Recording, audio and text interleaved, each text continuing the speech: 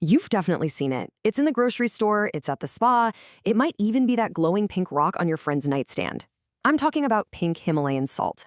It has totally blown up, going from this kind of niche gourmet thing to a full-on global wellness superstar. But is any of the hype actually true? I mean, really, why is it everywhere? It's not just for seasoning your food anymore. It's become a lifestyle statement. And the claims behind it, they're just as big as its popularity. So today, we're going to follow the science and see if we can figure out what's real and what's just really, really good marketing.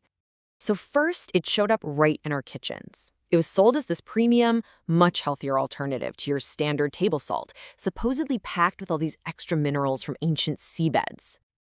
Then it made the leap into the wellness world. You've got spas building entire rooms out of these salt blocks, promising that just breathing in the salty air, they call it halotherapy, can do wonders for your lungs and clear up your skin. And of course, the most iconic one, the glowing salt lamp. It's become this go-to decor piece that claims it can actually purify the air and even boost your mood. Okay, so let's dig into the science behind these three big claims. Let's start with the place most of us run into it, on our food. The single biggest selling point is that it's supposed to be nutritionally way better for you than regular old table salt. But, does that claim actually hold up? This is the core pitch, right? The idea is simple. Because it's less processed and it has all these extra minerals, it has to be better for you. It feels right. It makes intuitive sense. But is it actually accurate? Well, here's the thing. When you look at the basic chemistry, the story starts to look a little different. Both pink salt and regular table salt are at their core the exact same thing, about 98% sodium chloride. That other 2%, well, that's where all the supposed magic is. Right, so that famous pink color, it comes from trace minerals like magnesium, potassium, and calcium.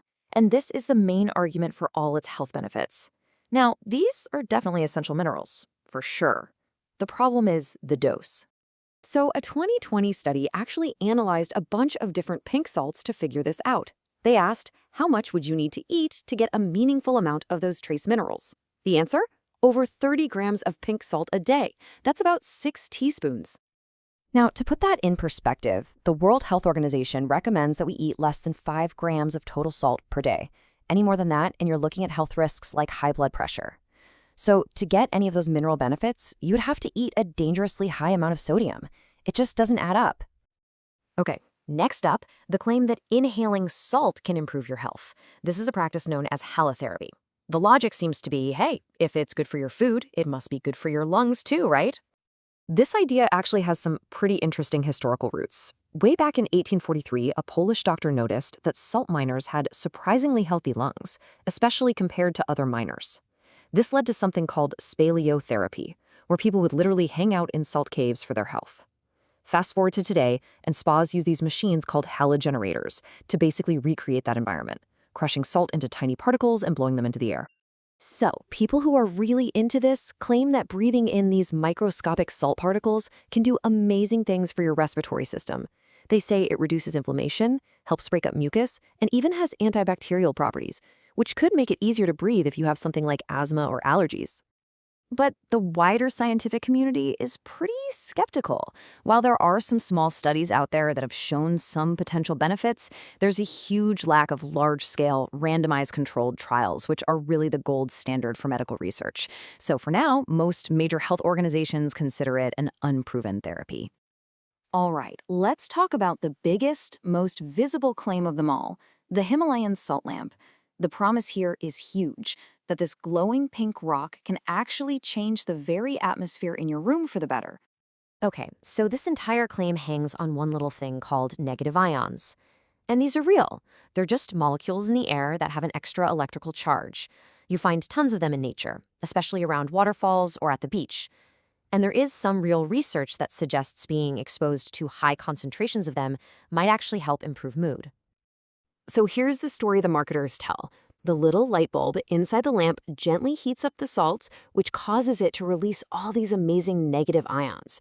These ions then supposedly fly out, grab onto dust and pollutants, clean the air, and give you a direct mood boost, all at the same time. Sounds pretty good, right? Yeah, there's just one problem. Physics. See, to actually break the super strong bonds in a salt crystal and release ions into the air, you need a massive amount of energy. We're talking temperatures of hundreds and hundreds of degrees. A tiny 15-watt light bulb, it's just not going to cut it. It doesn't generate nearly enough heat to produce any noticeable amount of negative ions. And what's really wild is that if you dig deep, deep, deep into the product descriptions on sites like Amazon, you'll often find these little disclaimers that basically admit, yeah, we don't have any scientific proof for any of these health claims. It's right there in black and white. So where does that leave us? We've looked at the three biggest claims: eating it, breathing it, and just basking in its glow. And the science seems pretty shaky on all of them.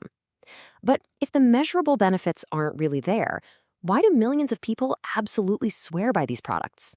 Is there something else going on here?